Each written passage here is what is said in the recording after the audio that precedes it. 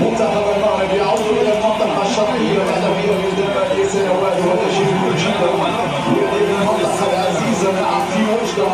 هنا في اقصى شرق المملكه المغربيه في اجواء مميزه، اجواء استثنائيه. كانت هناك تاثير جماهيريه كبيره جدا وحضور قياسي من المنطقه الشرقيه في كل بقاع المملكه المغربيه، وكذلك من خارج ارض الوطن الذين تنقلوا من اجل معاصره المنتخب المغربي. مباراه شكليه كما يقال، ولكن في نفس الوقت هي مهمه بالنسبه للوليد الكراكي، اعطاء الفرصه لبعض العناصر، جرب بعض العناصر خاصه تلك التي تخطر لهذه المره